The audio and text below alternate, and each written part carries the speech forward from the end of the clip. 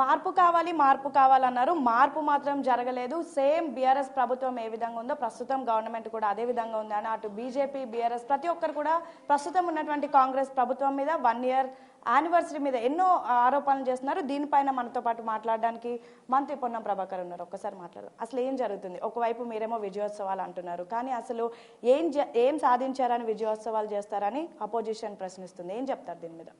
Basic Telangana ప్రజలు నియంతృత్వానికి వ్యతిరేకిస్తారు, బానిసత్వాన్ని భరించారు.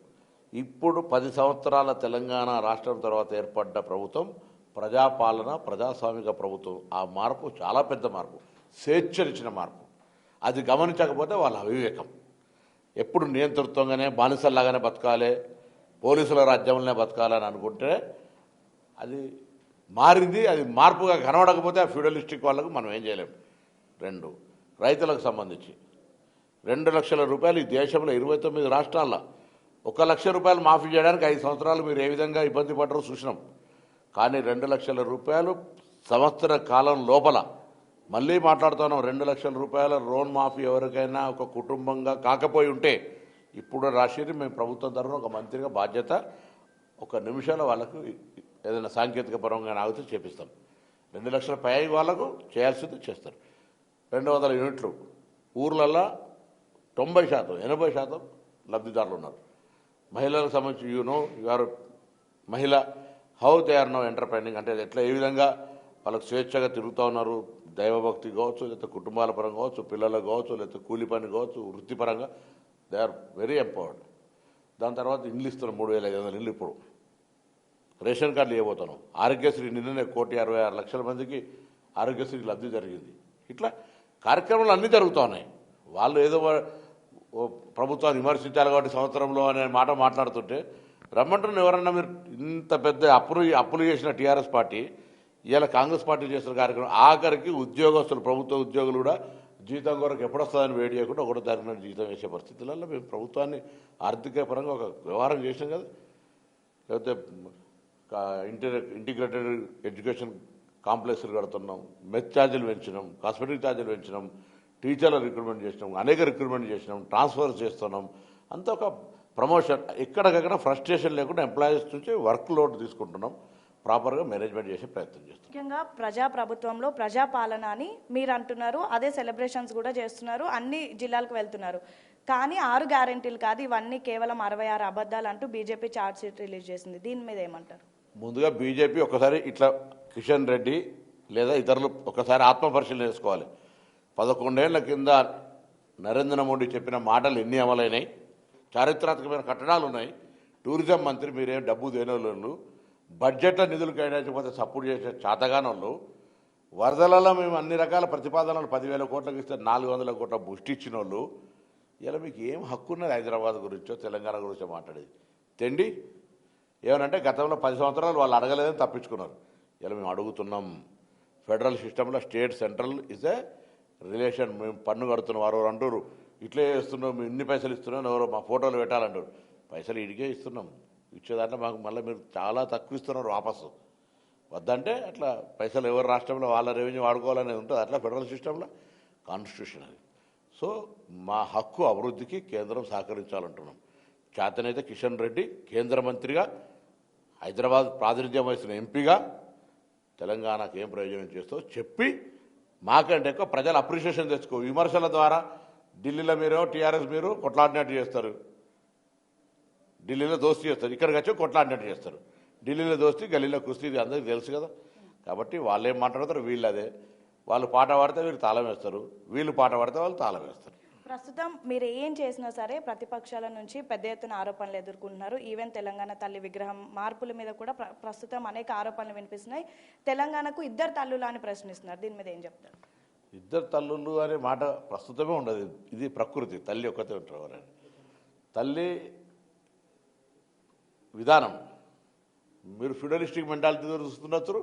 మేము ఒక పేదరికము, గ్రామీణ ప్రాంతము, వ్యవసాయిక, రైతాంగ, కూలీకి సంబంధించిన వ్యవహారం చూస్తుండొచ్చు. The looking is different. మీ ఆలోచన విధానం పెద్ద అదేం హైఫై ఉండొచ్చు. మేము క్షేత్రస్థాయిలో ఒక పల్లె పడుచు తెలంగాణ ఆడబిడ్డ గ్రామీణ ప్రాంత ఒక వ్యవసాయ కూలి, వ్యవసాయ బిడ్డ లాగా ఉండాలనుకుంటారు.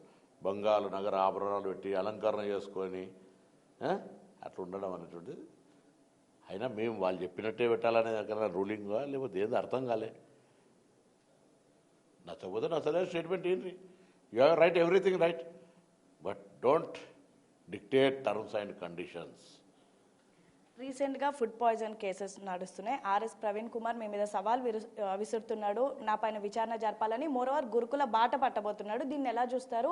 అండ్ ఈ ఫుడ్ పాయిజన్ కేసెస్ మీద ఎలా ముందుకు వెళ్ళబోతున్నారు? ఏం చర్యలు తీసుకోబోతున్నారు? ఫుడ్ పాయిజన్ కేసులు ఈ రాష్ట్రంలో 1029 గురుకులాలు, దాదాపు ఒక 2500 3000 SC ST BC minority hostels ఉన్నాయి. ఈవెన్ 1% కాదు. అది కూడా కుట్రపూరితంగా జరిగిందని అనుమానం, ఎంక్వైరీ జరుగుతుంది. తప్పకుండా మళ్ళొక్కసారి చెప్తున్నాం, కమిటీ చేసినాం, ఫుడ్ సేఫ్టీ కమిటీ, జిల్లా అధికారులకు బాధ్యతలు ఇచ్చినాం.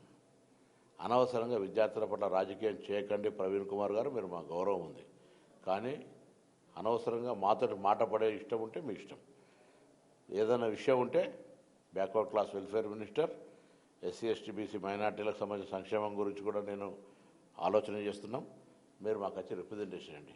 వ్యవస్థలనే సమాధాన భేద దండం ఉంది. నువ్వు రిప్రజెంటేషన్ కూడా చేయవు. ఒక ప్రధాన ప్రతిపక్ష పార్టీగా రోడ్డుకి గురుకుల బాట చేస్తా అంటే, నీకు వాకింగ్ చేయాలనిపించినప్పుడు అలా గురుకుల బాట పోతా అంటే ఎట్లా? Yes, please come, I'm inviting you. నువ్వేం చెప్పదలుచుకున్నావు చెప్పు, పరిష్కారం చేయకపోతే అప్పుడు అడుగు. నిజంగా నువ్వు ఒకవేళ అటువంటి ఆలోచన ఉన్నాడు అయితే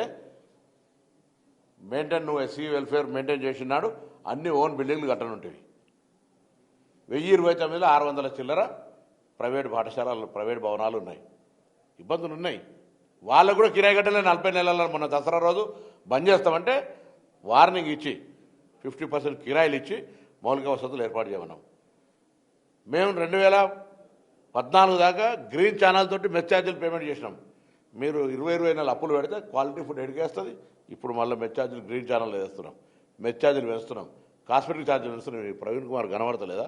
బిగ్ టీవీ చూపెట్టుంటారు ఒకసారి ఆయనకు. నేను మళ్ళీ కూడా చెప్తున్నా, ప్రవీణ్ కుమార్ గారు కానీ ఇంకెవరైనా టీఆర్ఎస్ బీజేపీ నాయకులు రిగార్డింగ్ వెల్ఫేర్ హాస్టల్స్ ఎవరైనా మాట్లాడదలుచుకుంటే ఫస్ట్ రిప్రజెంటేషన్ చేయండి. ఒకవేళ మా దృష్టికి రాని అంశాలు ఉంటే వాటిని పరిష్కారం చేస్తాం. మీరు తెచ్చిన తర్వాత కూడా పరిష్కారం చేయకపోతే you can have every right to protest. But ఏం లేదు, పొలిటికల్ కొరకే ప్రొటెస్ట్ చేస్తామంటే నీ కర్మ. చివరిగా ఏడాది పాలన విజయోత్సవాలు ఎలా ఉండబోతున్నాయి? ఇయర్ మొత్తం ఎలా ఉంది? రానున్న 4 years ఎలా ఉండబోతున్నాయి? అద్భుతం. మీరు 3 రోజులు చూసి 7, 8, 9 రోజులలో హైదరాబాద్లో మీరు ఉంటారు. అందరూ భాగస్వాములు అవుతారు. ప్రజలందరూ భాగస్వాములు చేస్తున్నాం, జిల్లాలలో భాగస్వాములు చేస్తూ ఉన్నాం. ఇది ఒక వేడుకలాగా జరుగుతుంది. ప్రజాపాలన నేను ముందే చెప్పిన వాళ్ళు, డెమోక్రసీ ఈజ్ ఎ బ్యూటిఫుల్, అంటే పెద్ద వ్యవస్థ ఇది.